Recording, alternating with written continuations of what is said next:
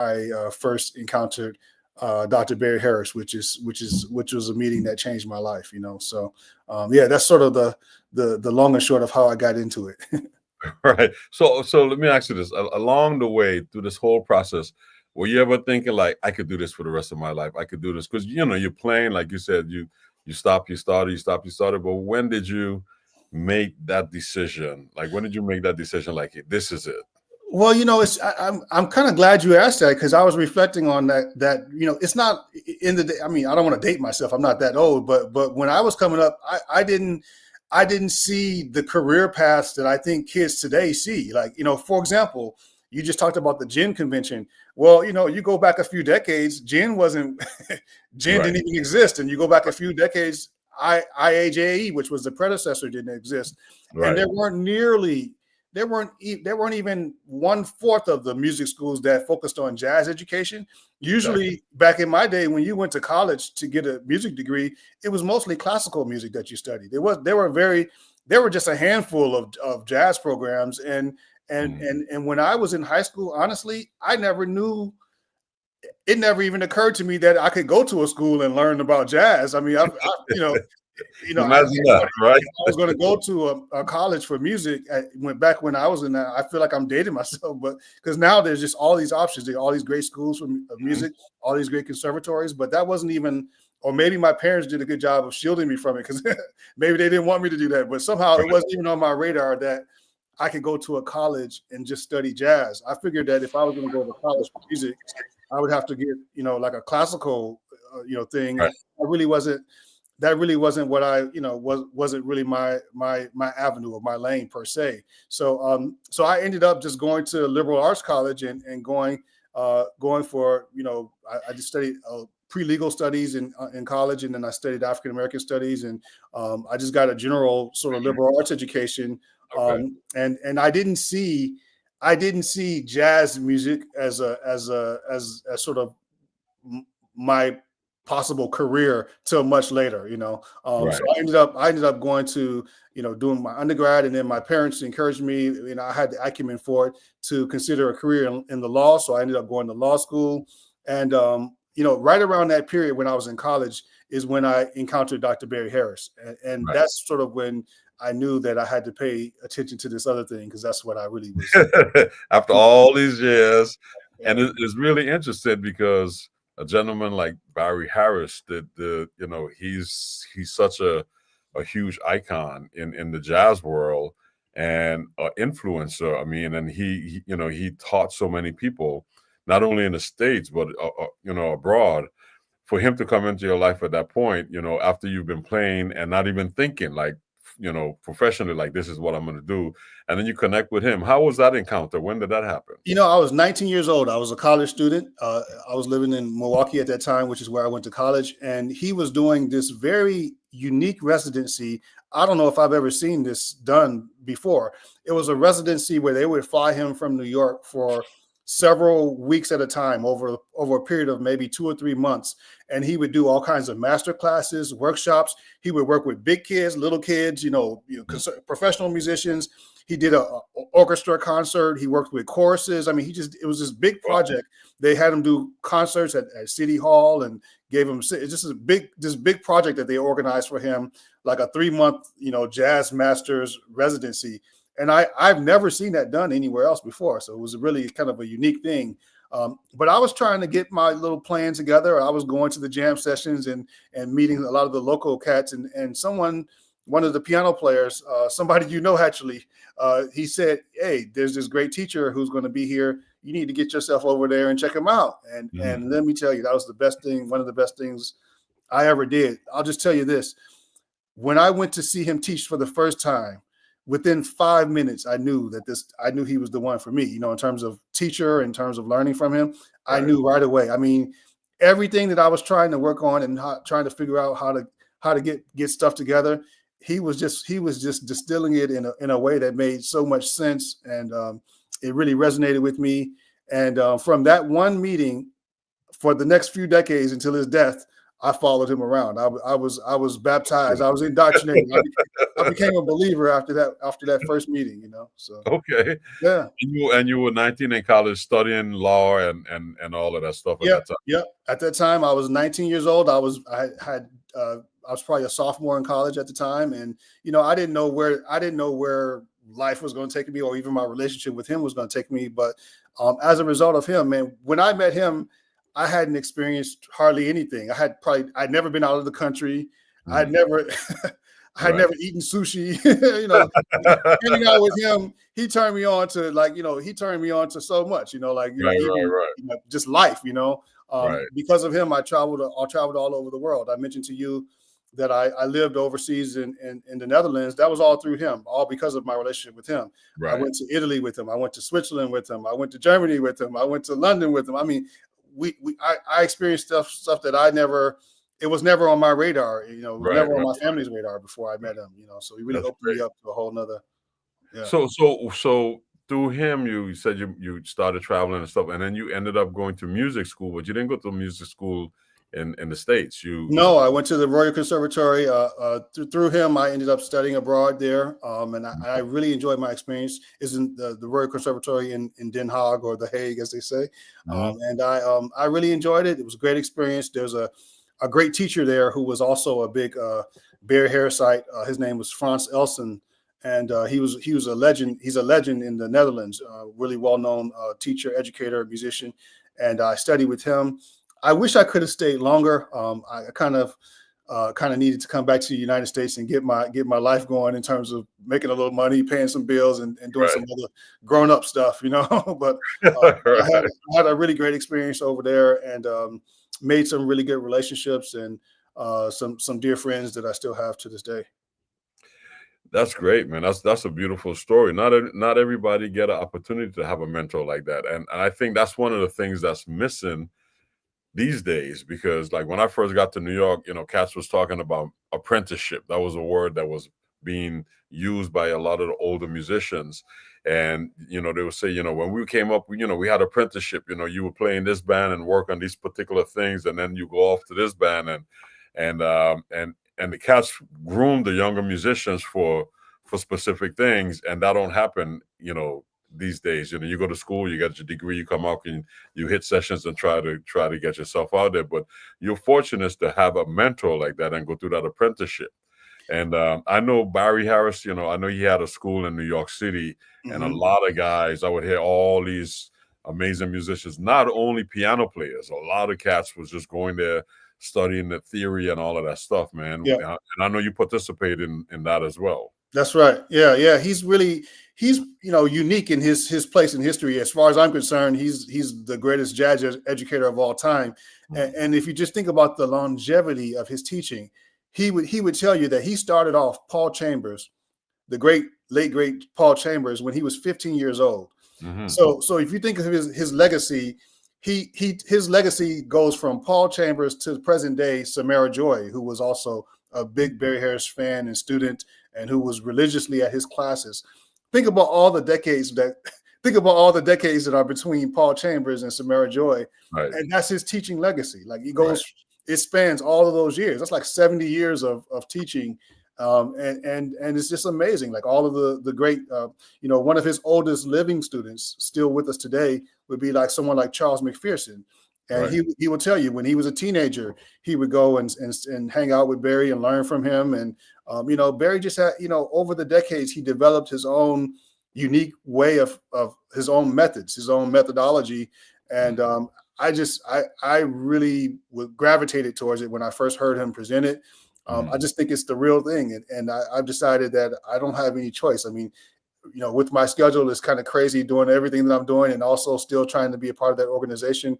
But I Right. don't feel like I have any choice. I feel like it's my duty to try to help preserve that legacy, because it's so rich. It's like the gift that keeps on giving. Right, right. So So yeah. so tell us about the Barry Harris Institute. Tell us about that.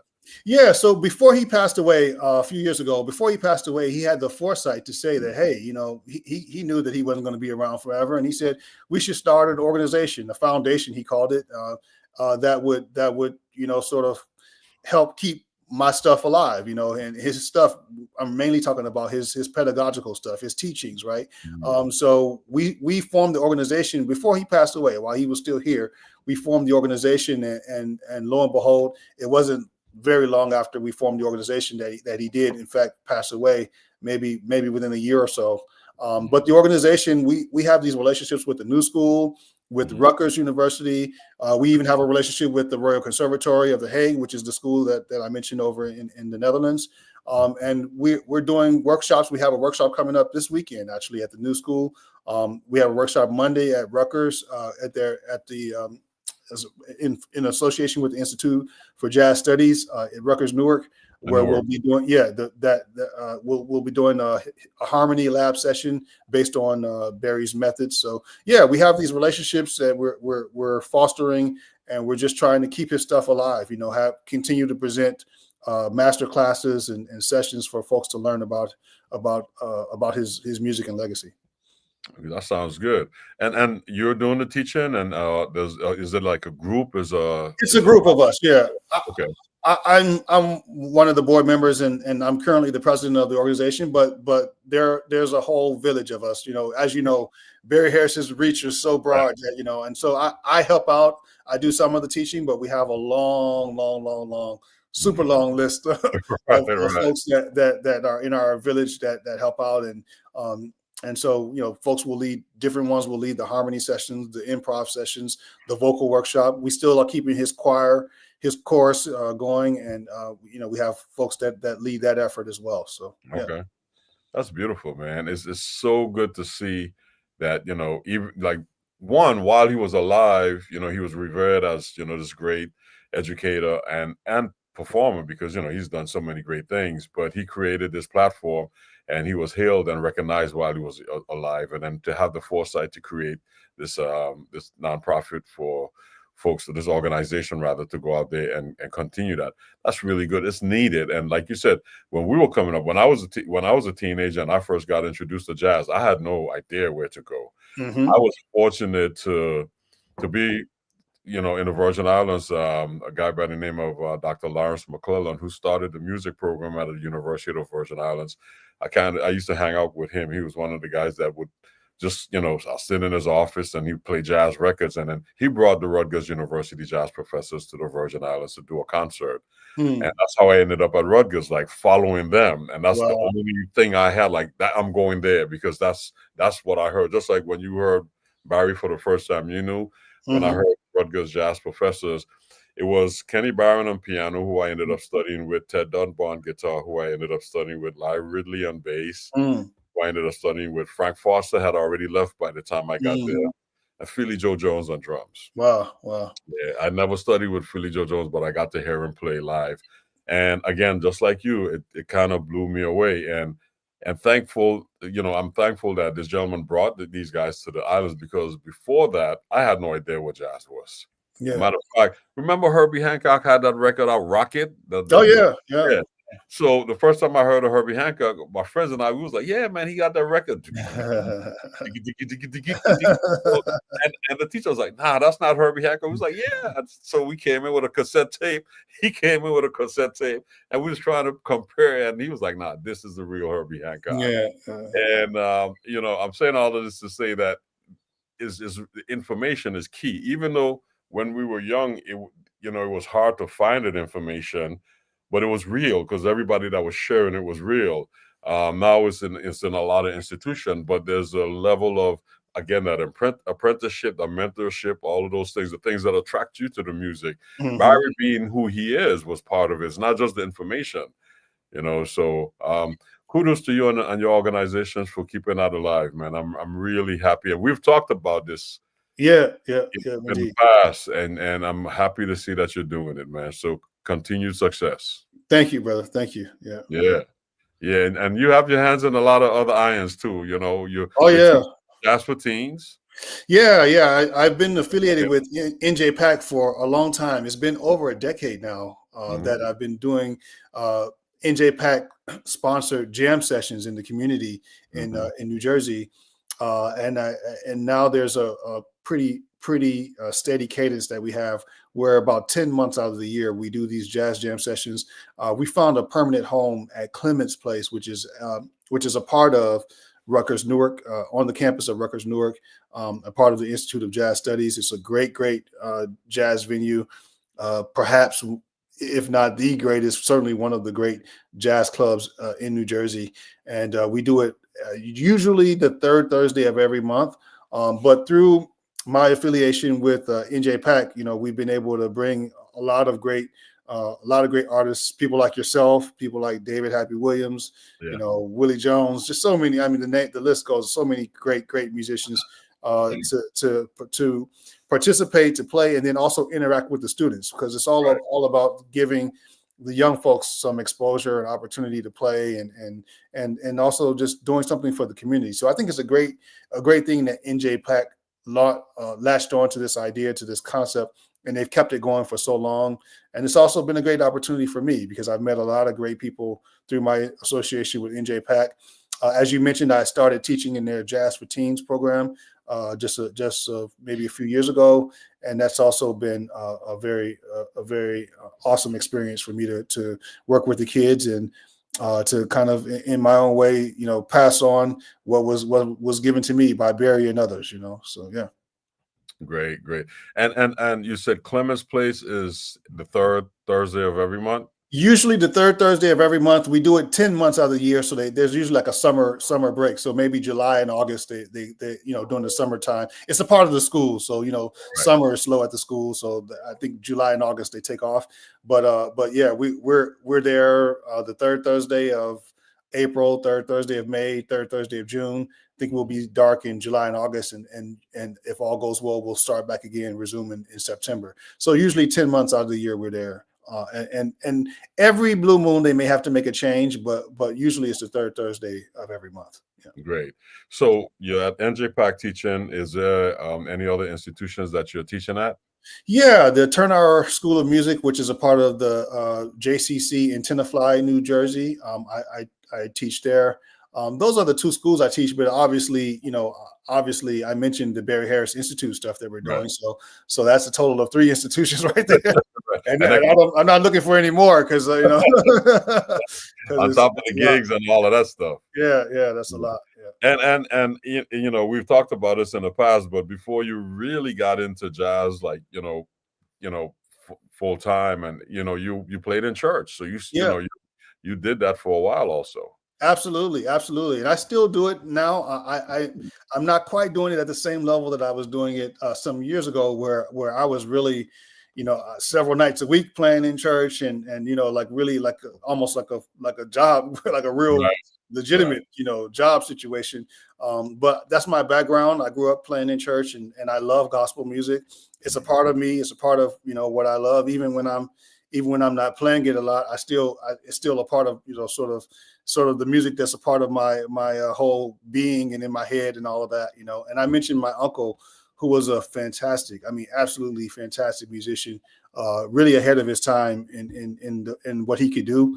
He was the kind of musician, I would say, if I had to make an analogy to jazz, I'd say he would be like the Hank Jones or Barry Harris of the gospel organ. That was his kind of vibe. He was really a consummate, sophisticated musician, and I use that deliberately, because the kind of church I grew up in was a Pentecostal church, and there was like a kind of a stereotype of Pentecostal churches that they just shout and dance and holler and whatever. But we had all that going on too. But he was the epitome of sophistication on his instrument. He could play all that shouting music and all that, and then he could play Bach and Rachmaninoff and Mozart. I mean, he was that level of he had that level of expertise, and he brought all of those different, the jazz and the classical influences. He brought all of that into his church playing. So, he was really one of a kind, So yeah, so a lot of times when I'm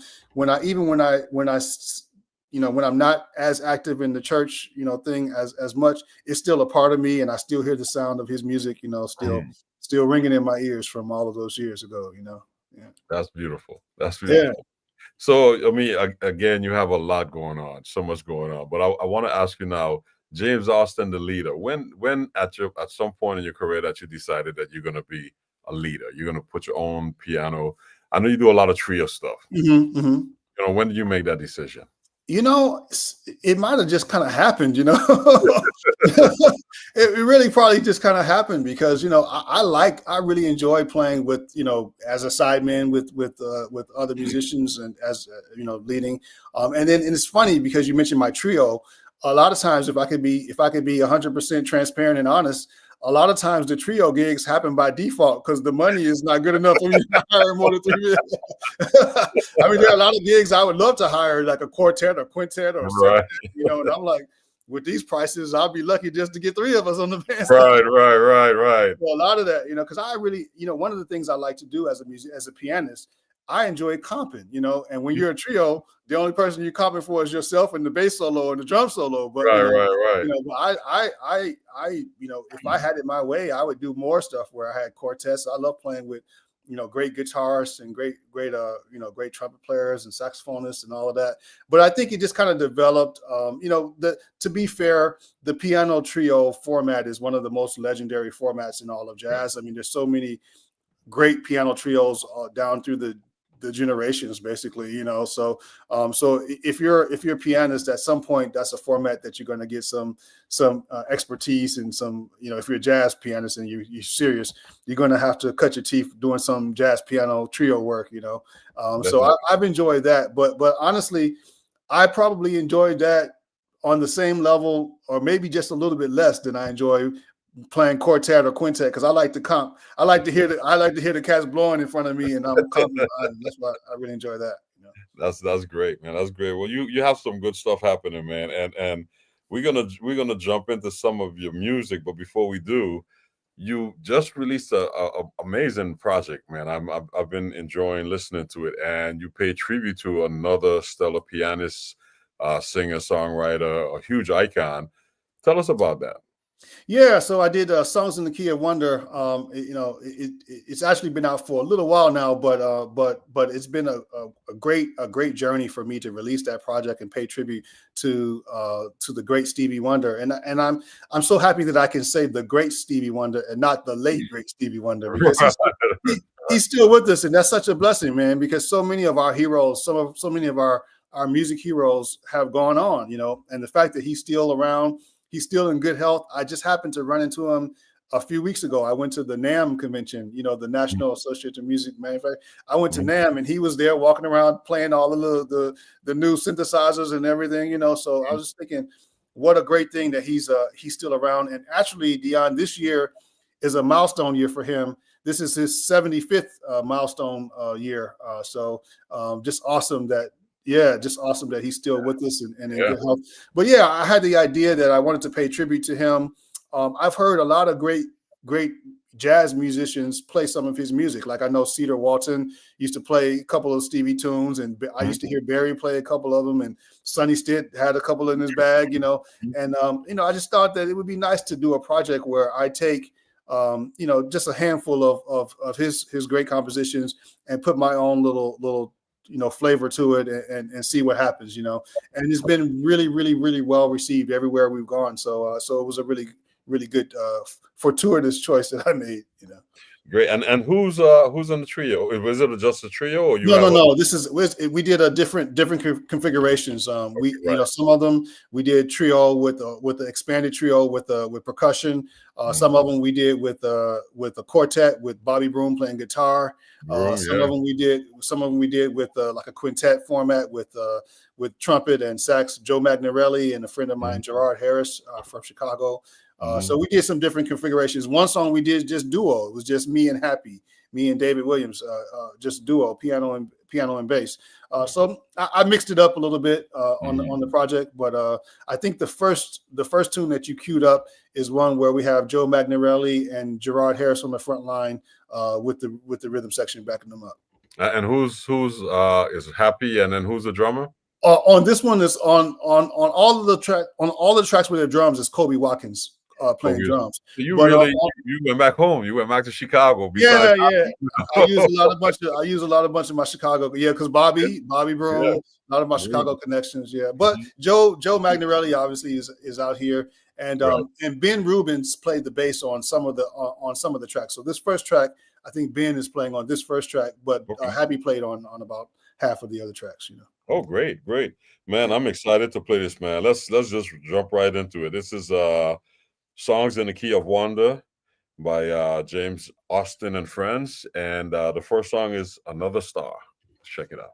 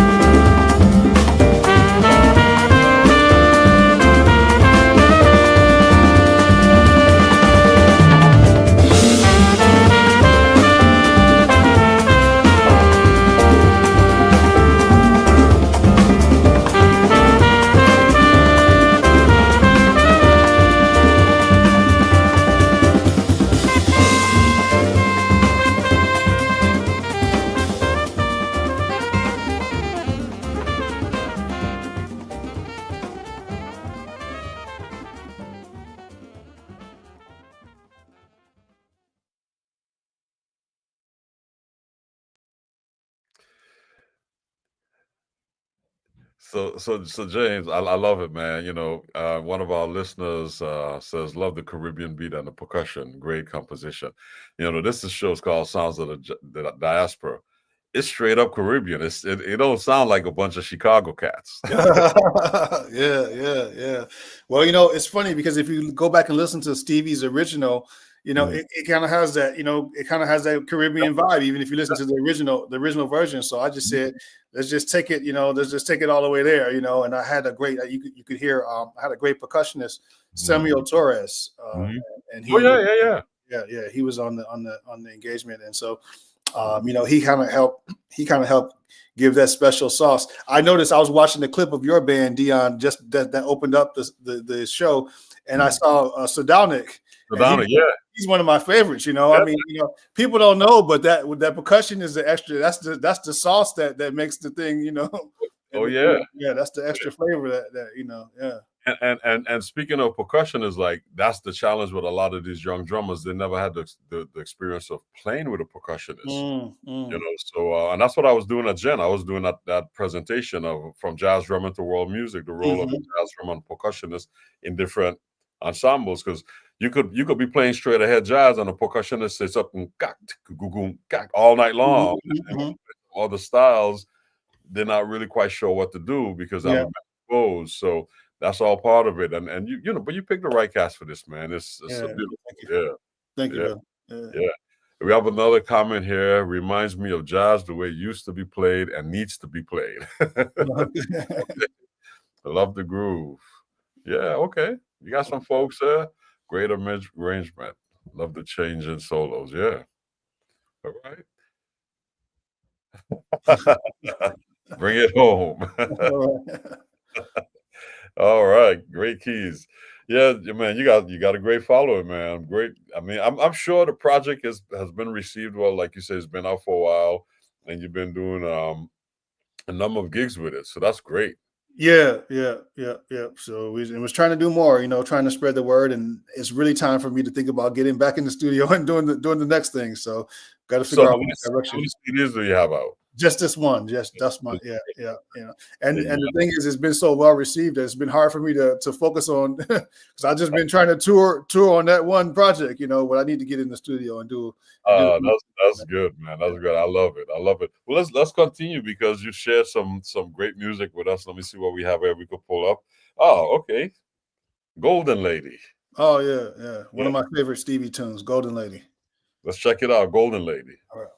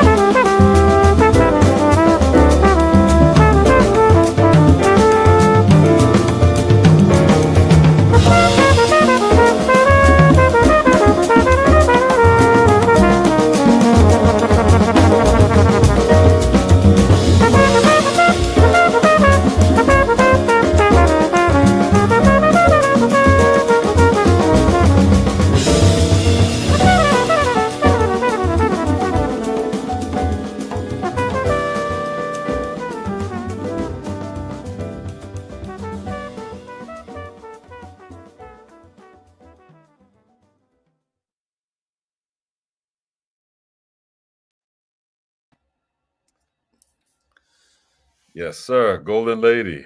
Yeah, man. Beautiful. Beautiful. Thank Yeah. you. Can you let the audience know who's on that track again? Yeah, sure. On that track, it was just Joe Magnarelli on trumpet, and in the rhythm section, it was myself, Kobe Watkins on drums, Ben Rubens was on bass, and Samuel Torres was on percussion. Great, great, beautiful, man. It's a great project. Great Thank you, project. brother. Thank you. Flow nice, easy listening. You could dance to it. Yeah, yeah, yeah. Vibes with the cats are playing. Yeah, yeah, yeah. We were going for something that could be, grooving, but also accessible, and people could listen to on the radio, in the car, driving, whatever. So yeah. Yeah, great. We have a comment. Love the Caribbean percussion in the first two songs. Are you performing in the DC area? Okay, there you go. Don't have anything coming up in the near future, but check out my website, and I'll. Oh, thank you. I see some of the comments coming in.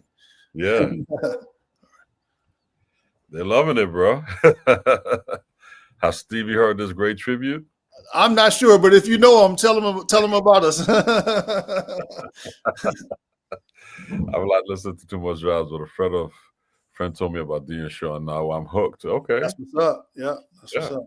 Yeah, great. Well, James, you're adding to it, man. So continue success, man.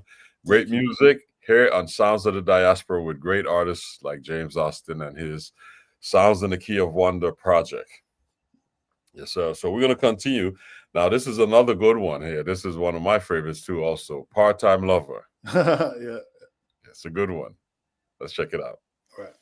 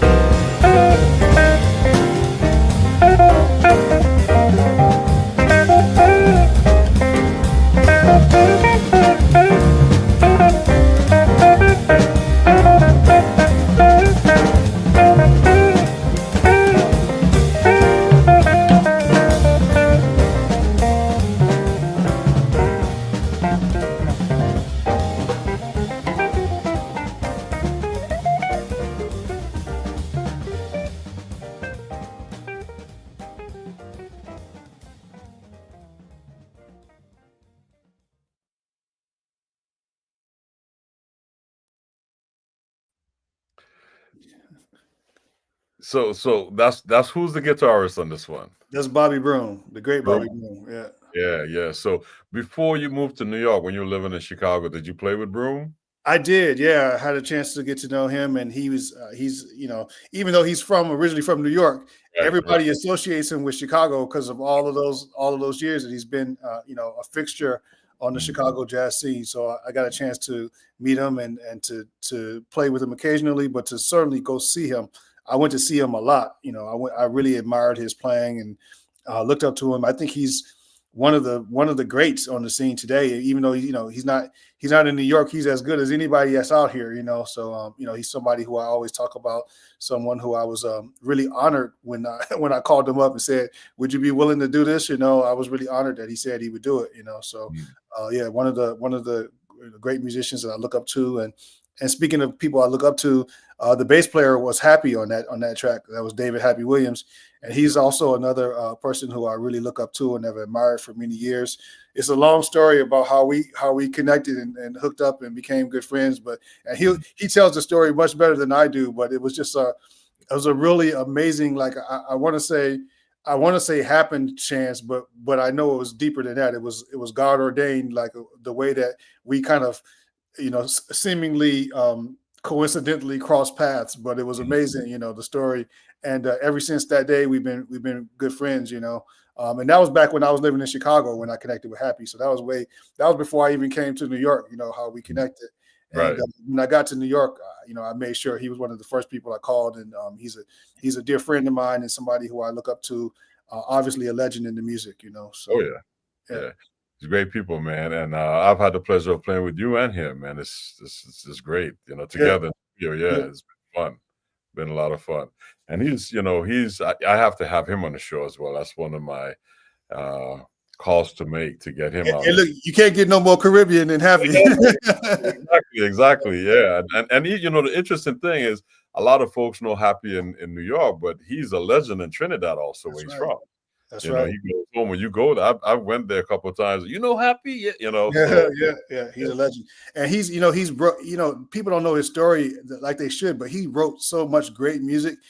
He wrote a song that was in that movie, the Eddie Murphy movie Trading Places. Okay. He's still collecting royalties for one of his songs that was in that movie. But he also wrote a lot of great Caribbean music with stuff with the steel pans and everything. I mean, he's got a heavy resume. Obviously, all those decades that he spent with Cedar Walton and playing with the likes of Elvin Jones and so Oh many yeah. others. I mean, you know what? She just passed away, but the legendary Roberta Flack, we just lost Mhm. her recently. He Right. worked with her for a season or for a while, and then he Mhm. also worked with one of my other idols, Donny Hathaway. He Oh played yeah. with Donny Hathaway for a while. David Happy's resume is crazy, man. It's Oh, yeah. unbelievable. Yeah, yeah, It's beautiful. Well, he sounds great, man. Sounds great. yeah, It's a great crew of musicians you put together, man, and I'm enjoying this. So is our audience. Somebody mentioned great jazz guitar. Love these covers. Broom in the room. Yes, sir. yeah. Yeah, man. Great stuff. Oh man, you groove. Okay. Some good stuff here. We're enjoying it. Reminds me of my Caribbean roots on St. Croix. Okay. All right, we got an island girl there.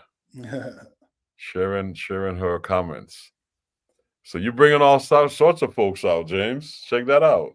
That's what's up. That's what's You're up. gonna make you an honorary West Indian, man. You keep There you doing go. There you go. Look, I'm down, man. When do I book my flight? for sure, man, for sure. Well, we got one more song to share with our audience, and time. We talked about this before, but time, hour goes by real quick. But let's let's play this last song, and then we're gonna wrap it up. But this is one of Stevie's most popular tunes. I knew you had to. You're gonna bring something special in this. This is "You Are the Sunshine of My Life."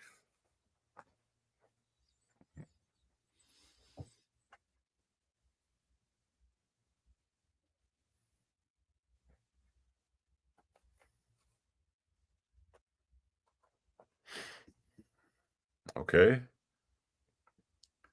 You are the sunshine of my life. Are we gonna hear it? All right. Probably not. Okay. It's not loading up. All right, we're not going to hear it. I'm not sure what's going on.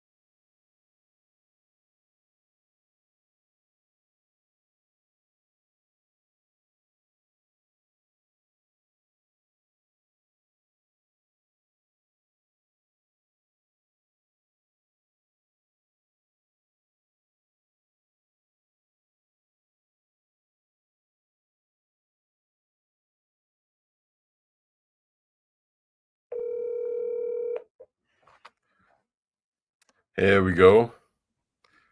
Welcome back. All right. Hey, James. Hey, all right. Yeah, thank you, man. So you ended that, well, not ended it. We ended the show with You Are the Sunshine of My Life, but you changed that up. You put that in 7. Yeah. I'm not one that does a lot of odd meter playing, but that particular tune just seemed to fall really nicely in 7. So we had a lot of fun doing that, and I surprised myself with how natural the groove felt once we got into it. Because I don't, like I say, I don't consider myself a odd meter specialist, but it was an idea that we had, and we tried it, and it just every now and then it works, and this Right, is right. one of those times where we did it, and it just naturally kind of fell in place, and it felt natural. Yeah, it took me a minute to realize it was a 7. I heard the like the beat when it moved, and I was like, Yeah. okay, some interesting stuff going on, and then I was like, oh, it says 7. Yeah. I see. That's what I wanted, though. I wanted it to be a thing where it felt so natural that it would, you got to think about it to figure out that it's in 7, because it feels like Right. it just works. Right, and it flowed. Is nice, easy, boom, chicky dack, chicky ding, chicken, ding. Yeah, exactly. And you could dance to it, you groove. So really, really beautiful stuff, man. I can see why the project is so successful. So I'm happy you were able to share it with us. This Thanks, is man. great music and great musicians. You put a great crew together. Well, I mean, all those guys, they're just amazing musicians. So let our audience know how they can follow you, so they can see where you're playing and come up and support. Definitely. Thanks for having me, Dion. It's been a pleasure, to rap with you and be your guest. And you can follow me on Instagram, on Facebook. I got a YouTube channel. I've got a website, www.jamesaustinjr.com, and I still got a Twitter account, X. So you can follow me on all of the various social media platforms. And thanks again for having me. Yes, sir. It's been a pleasure, James. It's been very informative, man. And you brought some guests out. They have some good comments. They've been checking you out. I'm sure they're going to follow you. You got to get a gig in DC, because you got some folks down there asking when you're coming through. So make sure tomorrow morning I'm gonna start calling them. they jump on it right away. Yeah. There you go. James, it's been an absolute pleasure, man. Thank you for being available for this. I know we've been talking about it from back in January when I saw you at Gen.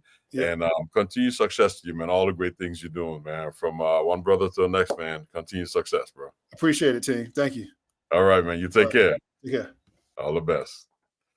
Yes, that's the great James Austin doing his thing, sharing his musical accomplishments with us and all the work he's doing with the Barry Harris Institute and his projects, Songs in the Key of Wonder. And it's so great that he was able to share that with us. So we had a great time tonight. We're going to have just as much fun next week as we bring to you Sounds of the Diaspora, bring to you on Sounds of the Diaspora, my good friend, drummer, Mr. Brother Nasa Abade, as he tells you his story and bring you some great music as well. So we look forward to seeing you next week on Sounds of the Diaspora. Thanks for joining us. It's been a pleasure. You guys take care. All the best. Have a good evening.